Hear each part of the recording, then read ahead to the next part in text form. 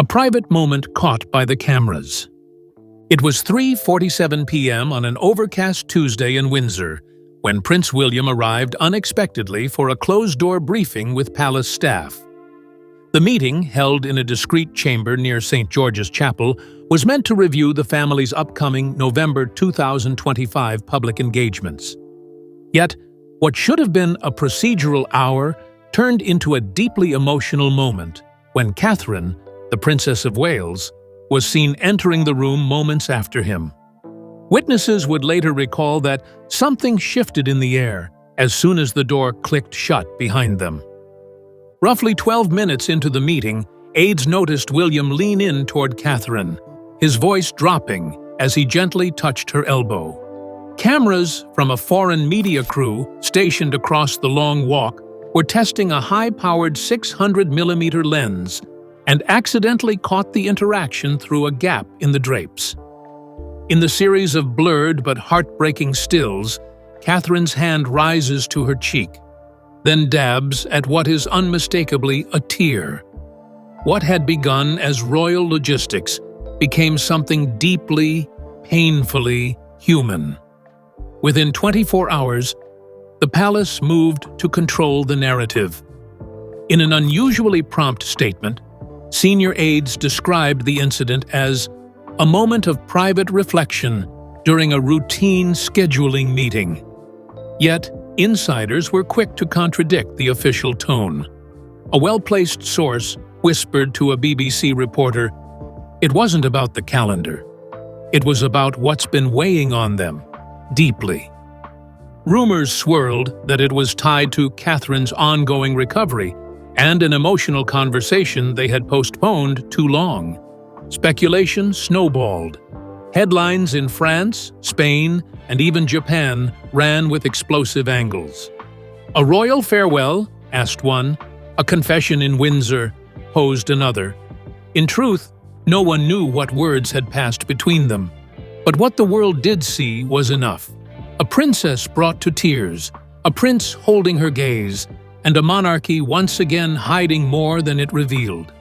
The moment, raw and unscripted, became one of the most emotional captures since Diana's tearful exit from Paris in 1997.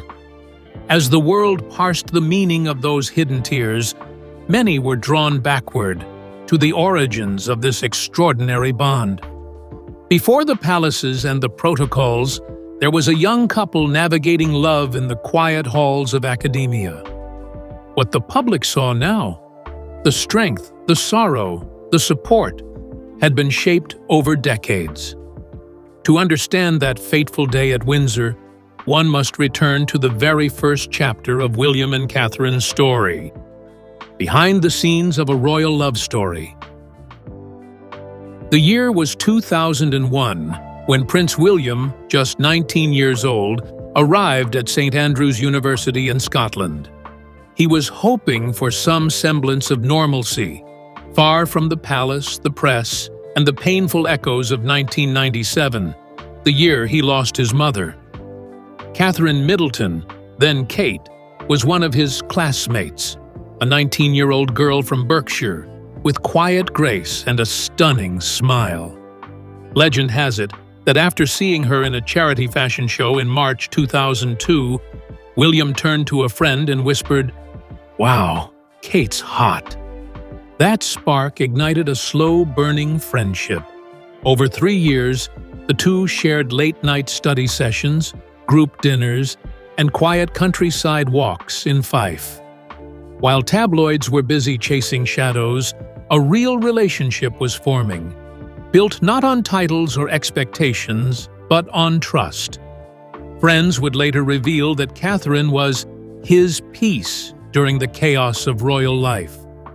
They cooked meals together, watched movies in shared flats, and often escaped to the Highlands to breathe freely. But even fairy tales have their trials. By 2007, under the suffocating lens of the media and the relentless pressure of royal expectations, the couple briefly parted.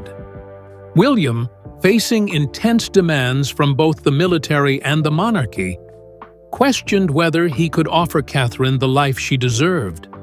For 10 weeks, they lived apart. Catherine, heartbroken but dignified, remained silent. No interviews, no drama. And then, one spring afternoon in June 2007, he called. "I can't live without her," he later confessed to a close friend. Their reunion marked a turning point. By 2010, William proposed in Kenya, offering Catherine his mother's sapphire ring, a symbol of both love and legacy. "It was my way of keeping Mum close," he explained during the engagement interview. The love they had forged through years of quiet loyalty and painful separation had proven resilient, honest, and ready for the crown. Their bond, born in the stone corridors of a Scottish university, had become the foundation for the future of the monarchy. Years passed, titles changed, and children were born. But the emotional thread between William and Catherine remained unbreakable. And sometimes, that love, tested by duty and distance, needed to be spoken aloud. Behind closed doors, away from protocol and expectation, came a confession that stunned even the most senior royals. The confession that broke the silence. It was a Wednesday evening in July 2025, during a private dinner in the palace's white drawing room, when Prince William stood and raised a glass. Only a handful of family members were present: King Charles, Camilla, Princess Anne, and a few trusted aides. The setting was formal: candelabras, silver cutlery, and crystal flutes. But William's voice trembled as he began to speak. "I never say this enough," he said, eyes fixed on Catherine. "But I need you to hear it." He paused for a beat, the silence stretching over the 30-foot dining table like a velvet curtain. Then he turned fully to her. "You are my anchor, my strength, and if I haven't said it lately, I love you more now than ever." Catherine, seated at the opposite end in a pale blue gown, looked up, her eyes wide. Those in the room would later recall the stillness, the way even the candles seemed to flicker more gently. His words hung there, suspended between past heartache and present hope. For Catherine, it was everything. The past 7 months had drained her, physically, emotionally, spiritually. Behind palace gates, she had endured an undisclosed health battle, moments of fear and fatigue that never made the press. But here was William, vulnerable and present, giving her not just words but permission to feel again. Her eyes welled instantly. One hand rose to her chest, the other to her face. She didn't speak. She didn't need to. That night, nothing leaked officially. No press releases, no commemorative photos. But someone close to the royal kitchen staff shared a whisper with ITV's royal correspondent. The prince said the kind of thing most men never say until it's too late. And he said it in front of the very people who needed to hear it most. In the war between duty and devotion, William had chosen devotion, and the crown didn't crack. It shone. Catherine's silent struggle comes to light. By February 2025, royal watchers began to whisper. Catherine, once a constant presence at public events, had vanished from view. No appearances at Commonwealth Day, no visits to early childhood initiatives, and a noticeable absence from Balmoral's spring retreat. When questioned, Kensington Palace issued a brief statement citing private health matters and necessary recovery time. But the silence that followed only fueled the rumors. By week 7 of her absence, tabloids were speculating everything from cancer to marriage collapse. In truth, the reality was both simpler and sadder. Catherine had faced a series of medical complications, never made public. stemming from a procedure performed in late 2024. The physical healing was slow, but the emotional toll was heavier. Years of smiling for cameras, mothering 3 children, and representing the crown had caught up with her. One aide, speaking anonymously, said she was running on empty, always giving, never pausing. She needed more than a break. She needed space to breathe. Behind closed doors, William noticed the signs long before the public did. In January 2025, he began quietly declining royal engagements. A scheduled trip to Singapore was cancelled. His speech at Oxford Union was delivered by video instead. When pressed, insiders quoted him saying, "My priority is here. With her. With home." For the first time since his wedding in April 2011, William chose personal duty over royal duty. It wasn't a scandal. It was love in action. By spring 2025, small glimpses began to emerge. A blurry photo from Norfolk showed William pushing a shopping cart, with Catherine beside him, arm gently linked through his. Though thin, she smiled softly.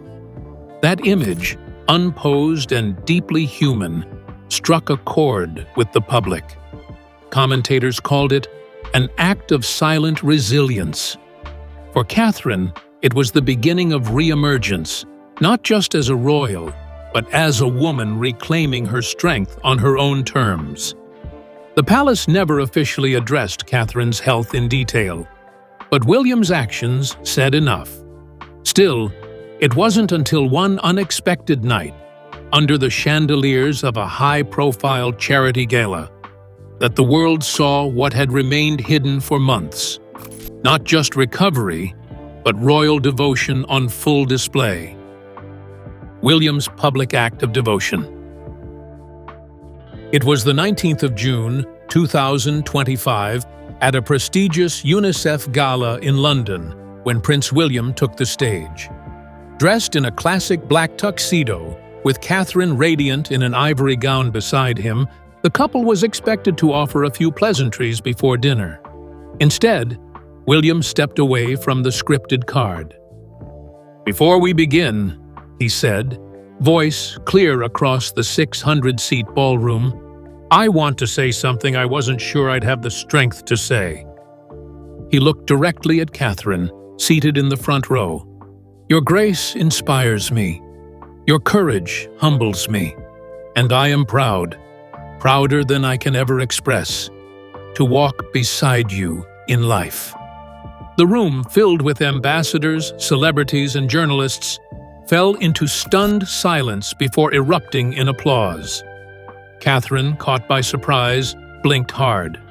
Her eyes shimmered, lips pressed into a trembling smile. Cameras from Sky News captured the moment from 3 different angles. Within 10 minutes, #RealRoyals was trending across Twitter, Instagram, and even TikTok. The public, long disillusioned by scandal and division within the royal family, saw something undeniably genuine. "That's what love looks like," wrote one commentator from The Times. "Not rehearsed, not royal, just real." Across 18 countries, news sites ran headlines declaring the moment a triumph of emotional leadership. Even palace staff, often trained to remain stoic, were moved. One footman confided to a Channel 4 producer, "We've served 3 generations, but we've never seen this. Not from Charles, not from Andrew, not even Diana in public." This was something else. For William and Catherine, it wasn't just a speech. It was a declaration that even under the burden of the crown, love still had a place at the table.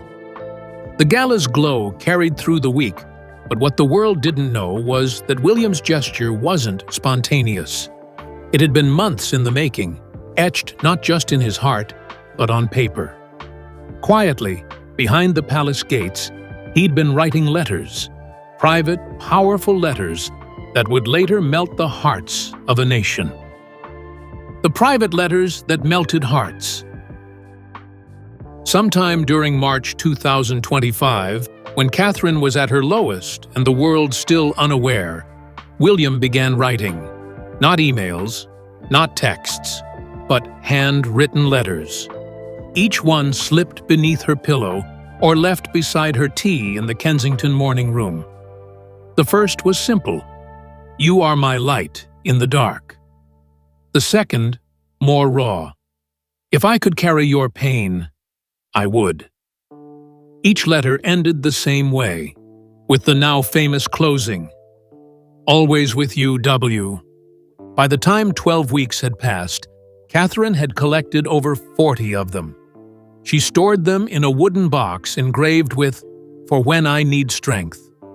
When aides came to refresh the room or tidy her books, they noticed the box always stayed close. One staff member, moved to tears, told The Guardian, "He writes like a man still courting the woman he loves." Not a prince, just a man. Word of the letters first leaked during a private fundraiser in May 2025, when a royal aide, perhaps a little too tipsy, mentioned them to a donor. "They'll never be published," she said, "but they're the kind of thing that would outsell Shakespeare." Within days, tabloids ran stories titled "William's Love Letters Revealed" and "A Prince's Pen Becomes His Sword." Though the palace neither confirmed nor denied the rumors, the public embraced the image: a husband using paper and ink to carry his wife through the dark. In a rare behind-the-scenes moment, a documentary crew filming the real royals inside Kensington was allowed to capture a fleeting glimpse of Catherine opening one of the letters. Her fingers lingered on the edge. She smiled, said nothing, and tucked it back into the box. It was a moment that needed no voice, because the written word, in William's hand, had already said everything. Diana's influence on William's love.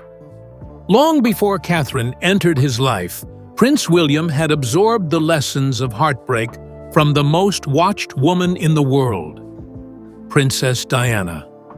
Her tragic death in August 1997, when William was just 15 years old, etched permanent lines into his soul. "I lost her, but I learned from her," he once told a confidant in 2004. That loss didn't just shape his grief, it sculpted his love. When William fell for Catherine, he vowed silently to love her the way his mother never was. In quiet moments, William would reference Diana openly. "Mum would have adored you," he told Catherine during their engagement in Kenya, 2010. He described his mother not just as a royal figure, but as a woman too often left to suffer alone behind palace walls. Her vulnerability, her defiance, her humanity all became guiding lights for how he would treat the woman he loved. In their home, Diana's photos aren't relics, they're reminders. This deep-rooted devotion turned William into Catherine's fiercest protector. When a foreign tabloid published invasive photographs of her in September 2012, William took swift personal action. He wrote a scathing letter to the press and pursued legal retaliation. "I will not allow the press to destroy another woman I love," he reportedly said during a private crisis meeting at Clarence House. His stance was not just legal, it was emotional. He would not be his father, and Catherine would never become Diana. In turn, Catherine honored Diana in her own quiet way. Her parenting is hands-on: school drop-offs, bedtime routines, and hugs in public. In May 2024, during a visit to a children's hospice, she knelt beside a terminally ill boy and whispered, "You are braver than any prince I've ever known." Staff said the moment was pure Diana. The lineage is more than blood. It's love passed down through example. Through William, through Catherine, Diana lives on.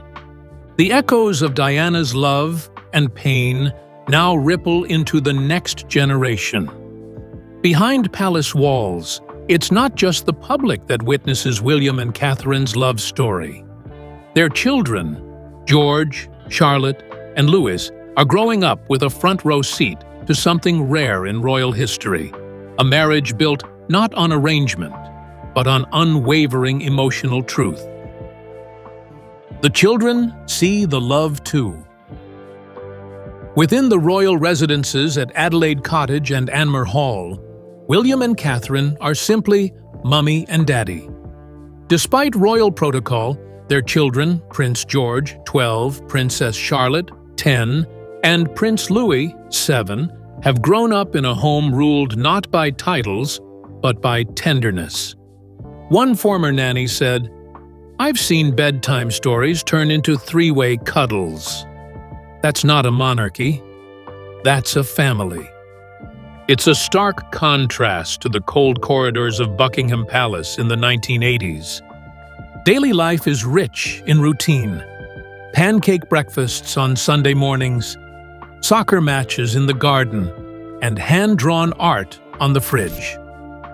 One particularly moving moment came during Catherine's recovery in early 2025, when George sat by her bedside reading a copy of The Wind in the Willows. "Did you cry when Mummy got sick?" he later asked William.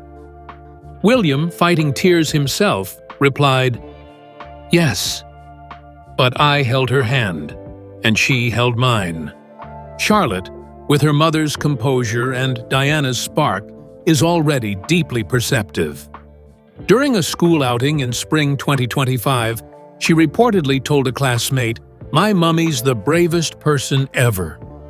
Teachers later said the sentiment wasn't rehearsed. It was raw. The same week, Louis, known for his playful spirit, was overheard whispering to Catherine, "Don't worry, Mummy. Daddy will always take care of us."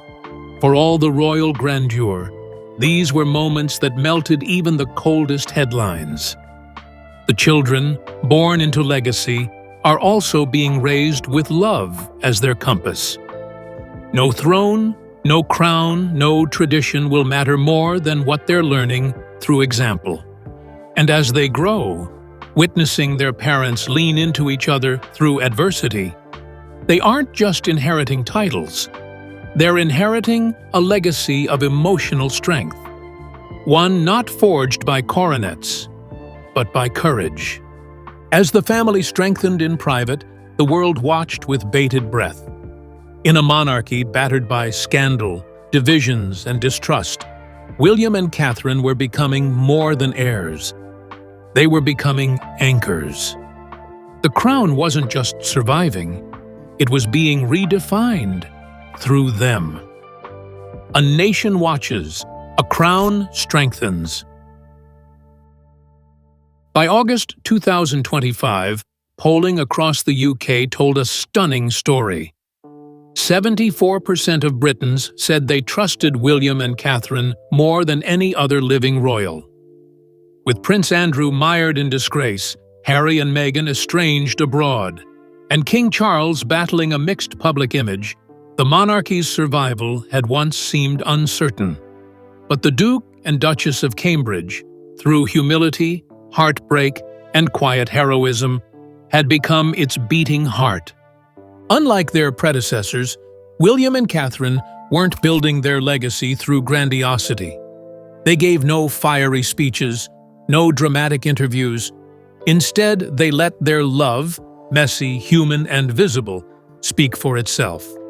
In July 2025, a royal photographer captured them walking through Kensington Gardens, holding hands, their children running ahead. No protocol, no posing, just a family. That photo graced the cover of Time, Vogue UK, and The Guardian's weekend magazine. Commentators from across the political spectrum found rare consensus. A piece in The Telegraph read, "In a cynical age, William and Catherine make us believe again, not in monarchy, but in marriage." Even outspoken critics of the crown softened. One BBC Radio 4 host declared, "They are the emotional monarchs now." In the space of just 18 months, They had gone from future rulers to present-day role models. Inside the palace, the shift was felt too. Senior aides reportedly pushed for William to take on more ceremonial duties, earlier than protocol dictated. "They're not the future anymore," one insider said. "They're the now. And they're what's holding this thing together." It was no longer just about duty. It was about devotion. And the public felt it in their bones. But even legacies need a defining moment, a visual, a word, something to crystallize it all. And that moment came unexpectedly in a single photograph and 2 interviews. A rare glimpse behind the curtain. A confirmation that what the world suspected was true. This love story wasn't crafted. It was carved from resilience. The moment that changed everything. Just days after the UNICEF Gala, the palace released a photo unlike any in recent royal history. Taken by their longtime photographer, Chris Jackson, it showed William and Catherine walking alone in the Buckingham Palace gardens. No gowns, no military uniforms, just jeans, boots, and clasped hands. The caption read, "Together." Always there were no titles, no staged smiles, just love, visible and undeniable. That same week, William gave a rare interview to the Sunday Times. Sitting in a sunlit room in Kensington Palace, he finally said what royal watchers had waited years to hear. "She's the reason I breathe easier. The reason I believe I can be king." It was vulnerable, unsanitized, and instantly iconic. The quote was reprinted in over 32 countries within 48 hours. Then came Catherine's voice, soft but strong, in an audio message played during a charity podcast. "He's never left my side." Not once, just 8 words, but they echoed through the nation.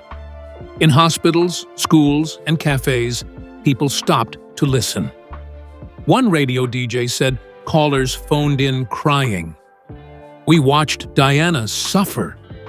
Now we watch her son protect the woman he loves." Full circle. Hashtags like Royal Love and Catherine Strong trended for 6 consecutive days.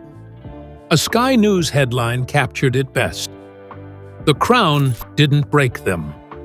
It made them stronger." In a world weary of royalty, William and Catherine had done the impossible. Not by demanding the spotlight, but by walking through the dark together.